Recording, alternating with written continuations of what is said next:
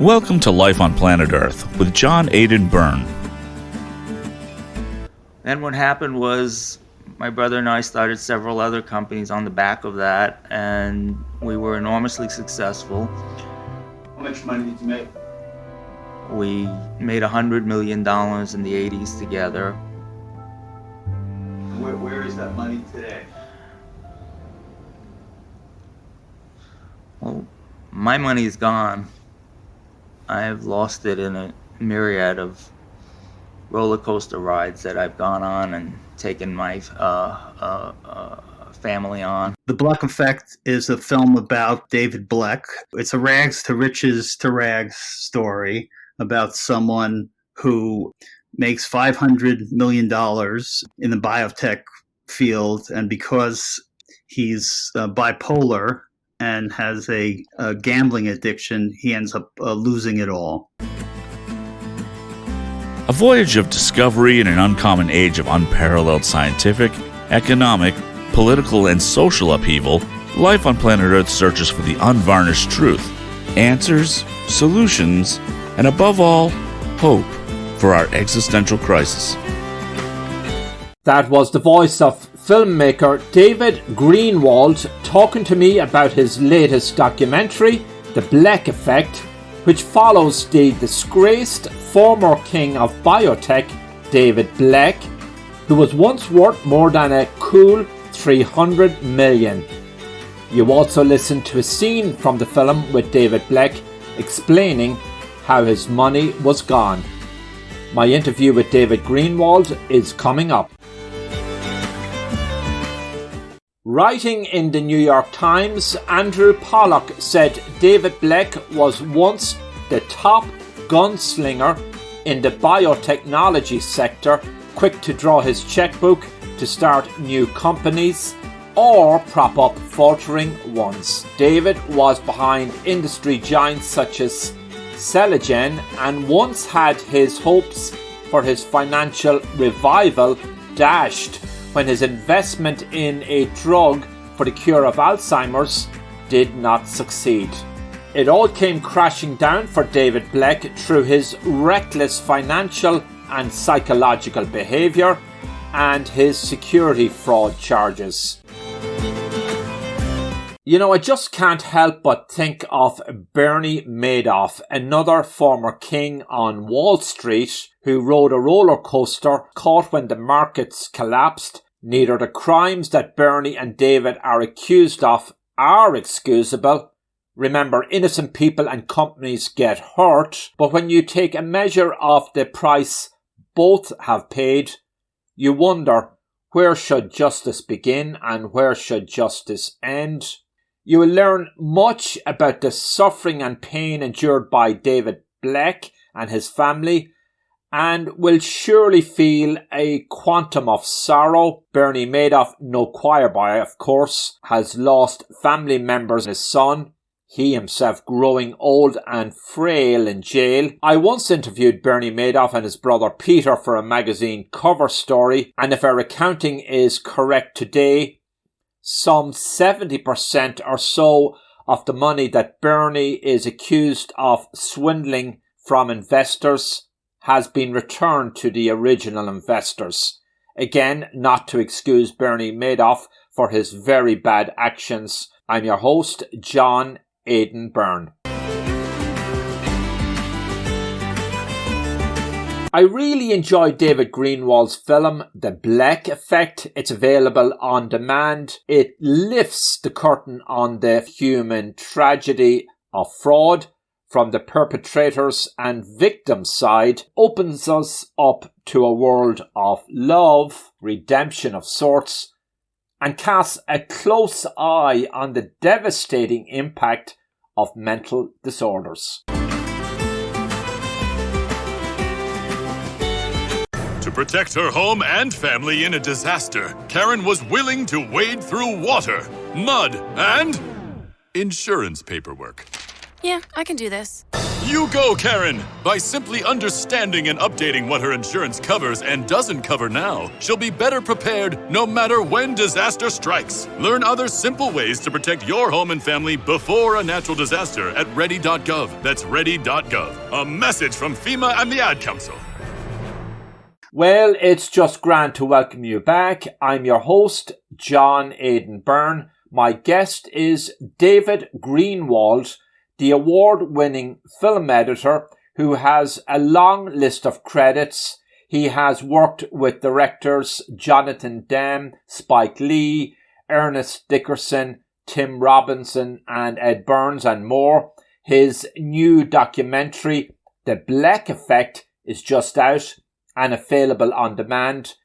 David BLECH would be among the richest men in the world if he hadn't made some horrible decisions, compounded by his bipolar disorder, depression, and his gambling addictions. He attends Gamblers Anonymous GA these days. His fortune is gone. It's a far cry from David BLECH's financial glory days.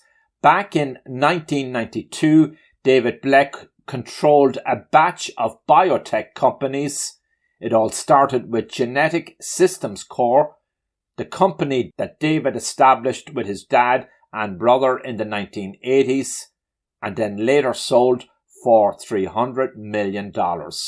I took David Greenwald to a scene in his movie, The BLECH EFFECT, and it's in a courtroom where a judge is meting out justice to the disgraced former biotech king. It is a compelling and dramatic reenactment. I desperately tried to get a camera into the courtroom, but the judge did not allow us in there. But I did sit through it. And, just I could tell you from personal experience, it was a frightening experience because the judge just walked in right away and she just started yelling at the defense attorney, not really even giving him a chance to finish his opening statement. It appeared that she had made up her mind before she even walked in the room. And again, it reminded me of sort of being a young child in first or second grade, and the principal comes in and just starts yelling at you. I don't think there was a person in the room that didn't have chills just based on how she was yelling, and she just had this very mean voice going and a scowl. So after when I was making the film, I wanted to try and recapture what I saw. So we hired storyboard artists, and we drew and animated those scenes. And Deborah Rush, the actress, who's a good friend of mine, volunteered to play Judge McMahon. So I was very lucky to have such a wonderful actress play that. And we tried to recreate the scene. And a lot of people that we showed it to thought that we actually got the real tapes and drawings from the trial. So I was very happy that worked out so well. I think it really captures the spirit of the sentencing. Now, it seems to me your sympathies are with David and his family. That's a great question. As the filmmaker, I really hope at the end of the film, when the credits roll, that people will have very different opinions about David. I mean, some people will be sympathetic about him, and some people will hate him. And I don't think there's a wrong way to react to it. So I wasn't, I was trying to tell the truth. I wasn't trying to make a PR film for David. And I think one of the things that I really like about the film is how honest David is about his shortcomings. I mean, he's very self-aware of a lot of the things that he's done wrong through the years, and he talks about it very candidly. And he also talks about the fact that he's not able to put up roadblocks to stop his recurring behavior. And he was hoping that by making this film that other people who suffer from bipolar disease will be able to see themselves, and their relatives will be able to see a film like this and try and get them help. I met David BLECH in Greenwich Village at a Little League game, and one of the coaches pointed him out. He was off in the distance, and he said to me, he said, "You see that guy over there in that dirty white T-shirt?" And I said, "Yeah." And he said, "He used to be worth $500 million, and then he lost it all." And so when I heard that, I thought, well, gee, that sounds like there's an interesting story there. And we got to know each other over the course of the year. And David gave me this a manuscript for a book that he had written about his life story, and told me that it was optioned by Oliver Stone to be made into a feature film. And I was very excited to see this film about David, and a couple of years went by and didn't see the film. And I ran into David on the street, asked him about the film. He said that the option had lapsed, and we talked a little bit. And a week later, I asked him if he'd be interested if I made a documentary about him. And he agreed. And a week later, with no budget and no crew, I showed up in his apartment. Wow. Well, I shot for close to 2 years. And then the editing and raising money and all that was probably about another 2 years. It was somewhere like the typical indie documentary time. David is a fascinating individual. He has been diagnosed as having bipolar disorder, manic depressive. And of course, we saw those scenes in the documentary where he goes to GA. He sort of almost strikes me as being a sort of a genius in many ways. What did you learn about David during filming? Well, David's father was severely bipolar, and he also worked in the stock business, but he was very interested in companies that could possibly invent new cures to diseases. But David saw his father at times be really depressed, and it seemed to be directly parallel to how the stock market was doing. Like if the stock market was riding high, his dad would be really happy. And when it would come crashing down, there were times when he couldn't get out of bed in the morning. And David talks about how him and his brother at a young age had to coax their father out of bed. So David swore, based on seeing this kind of behavior from his dad, he swore that he would never go into that kind of a business.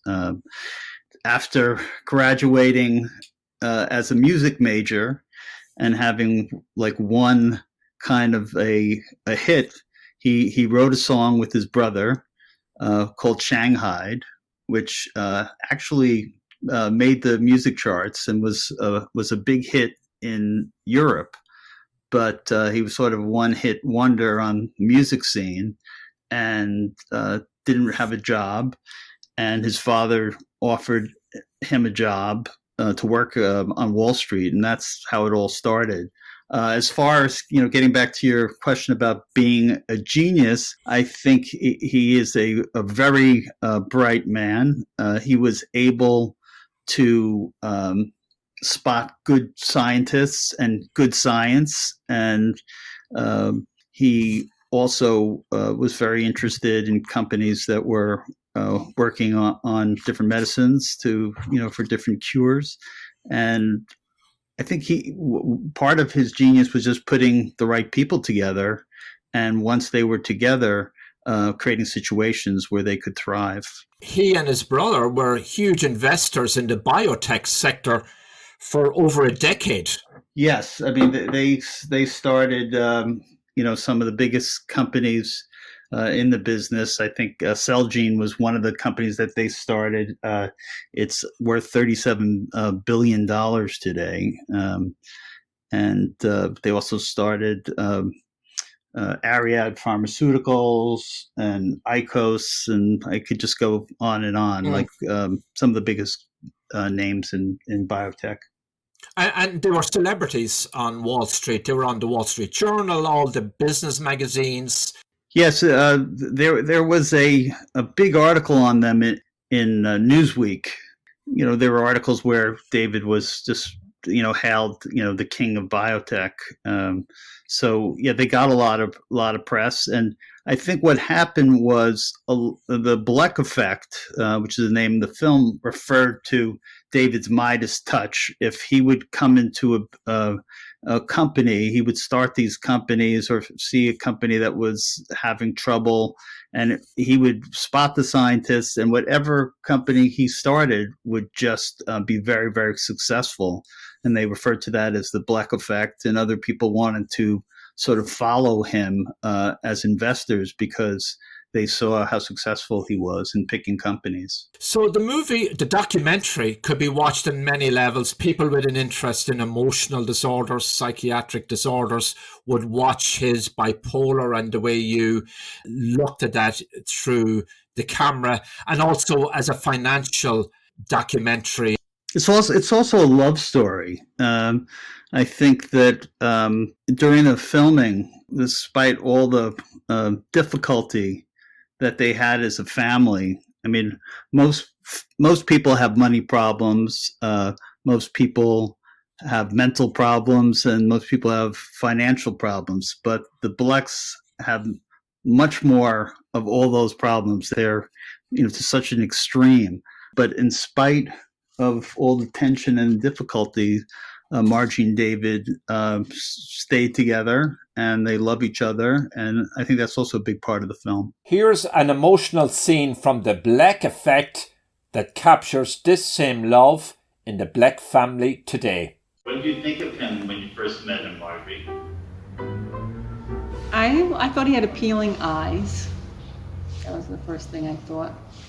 And he was quite frank and open and Brutally honest. a little too honest. Well, what did he tell you the first? Everything. Text and whatever. Just don't text and drive. Visit StopTextsStopWrecks.org. A message from the National Highway Traffic Safety Administration and the Ad Council. Family is very important to David BLECH. That seems obvious as you follow scenes in the BLECH effect from inside the family home in the Chelsea section of New York City. But at one point in his business career, David had taken his focus off the family. Most definitely. There were times when David really, by his own admission, would go in long 6-8 month stretches where he would really pay no attention to anybody and was just sort of locked in on the deals that he was making, and just trying to get out of some of the trouble that he got himself into. I remember this memorable line in the documentary. David said he had never had any mistresses. He was loyal to his wife and family, a family man, but he said Wall Street was his mistress. Yes. A lot of people who use Wall Street as a casino, they don't realize that that's what they're doing. But part of David's illness is that he can't say no to a deal. And also when he sees something that is a possibility of, being promising, he just blows it out of proportion. He becomes like incredibly over optimistic. I mean, he had a tremendous stake in Apple, and during one of his manic states, he sold the entire stake and bought a penny stock called Pluristem, an Israeli stem cell company, with the whole idea that this was going to be the next thing bigger than Apple. And then when he came out of his bipolar state, he realized that what he had done, and that's where he started getting in trouble, where he started selling some of that Pluralsight stocks in ways that weren't exactly kosher. David BLECH and his brother Isaac were very close growing up and later in business. But those bonds came apart as David engaged in his reckless behavior. Yes, they were very close. They did everything together. David talks about how they went to Yankee games and, they made films together, wrote music together. They were as close as brothers could be. But at some point, like all addicts, addicts have a hard time maintaining relationships with family or anyone else for that matter, because they just really want to keep their addiction alive, and anyone or anything that gets in the way can't be tolerated. So David was taking some very high risks with their money, and his brother Isaac was not happy about it, and he just did it one too many times. And at one point, Isaac just walked away with his money and pretty much had nothing to do with David since then. Now, so I'm going to presume David and Isaac have not reconciled. Is there a reconciliation on the horizon at any point, or has either of them tried to reach out to each other? Know that at times David has, and I know that David really hopes that at some point they can reconcile. And in the film, I think David very much admits that the problems that he had with his brother were all ones that were his fault. And I think I'm hoping if Isaac sees the film, it will make him be more interested in reconciling with David because of how honest he was about how it was really his fault that their relationship was severed. So I want to get this straight. David has no fortune. He's lost it all. So how does he survive? How did they pay their bills, the family? Well, I haven't actually been over there for quite some time. It was always a question exactly of people thought, well, gee, he must really have money hidden in some Swiss bank account or somewhere under the mattress. But I don't think that was really the case. I think that David did some consulting work for people. I think that there were a lot of people who he made fortunes for, and they're still loyal to him. So they give him opportunities, and I think that's pretty much how they survive. So some of his colleagues from his early days and some of his friends stuck by him. Did he lose friends? Yes, he definitely lost friends and family. Like I said earlier, it's very common for alcoholics or gambling addicts or drug addicts to lose sometimes all their friends and all their family. One of the things that David got involved with Gamblers Anonymous and would go to meetings a couple times a week, and he developed a very close relationship with other gamblers. He had a sponsor, and it was the beginning of a bridge back to him. And he realized how he mistreated his family and friends. Yeah, that was very clear in your documentary, where he said he would notice details on somebody, his wife. You're wearing eyeshadow. I would never have noticed that in the past because I was so caught up in my own world. Yes. During the course of the film, I think you're even able to see an arc of how he changes and becomes just more accessible to his son. Their relationship sort of blossoms. So yes, I think that at some point the Gamblers Anonymous was very helpful to David. David BLECH was hoping for a financial comeback, perhaps a financial windfall, with his investment and interest in a drug for the potential cure of Alzheimer's. The investment did not succeed for him. It was very real. I mean, you could, his company, Intellect Neurosciences, had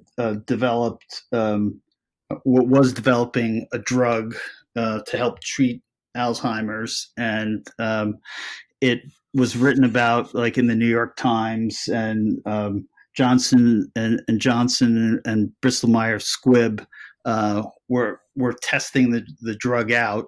So he was working with a scientist named Daniel Chain, and Daniel came from a very famous British science background. His father, Sir Ernest Chain, co-discovered the polio vaccine with Salk. So it was a real company, and unfortunately, it didn't really work out that well for David. Is there even a faint hope of possibility that perhaps the energy and investment in a potential Alzheimer's cure may somehow pay off for David BLECH one day? Yeah, it's very interesting because, yes, they're still working on something, and so it's still a little alive. But there's always that question, like, well, okay, how much of this is real and how much of it is the gambler trying to make a new score? And I think that, as you'll see in the film, at times it's a little bit of both. So what does the future hold for David and his family?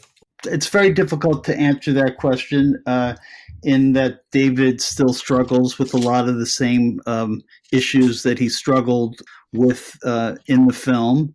And I think finances are definitely an issue for him. And I think that in taking care of his son, Evan, is also very expensive. So they live pretty much, they still live pretty much day to day. I'm hoping things will work out for them.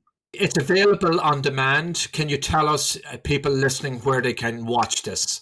Yes, you can watch it on Apple TV, iTunes, and on Amazon Prime. David, you're also working on a feature documentary about the Afghan girls' robotics team. Can you just tell us a little bit about that? When should it be released? We just finished our third rough cut, so we're a couple months away. We're hoping that it'll be released sometime in the spring. Okay, well, that's just terrific. David, it's been just a pleasure talking to you. Good luck with your filmmaking, with the fascinating documentary on David, and we will talk again soon. Thank you so much for having me, John. You've been listening to Life on Planet Earth with John Aidan Byrne. To reach the host or learn about advertising or sponsorship opportunities, call 973-664-9460 in the U.S. or email burndesk@gmail.com. That's 973-664-9460 in the U.S. or email burndesk@gmail.com. 973-664-9460 in the U.S. or email burndesk@gmail.com.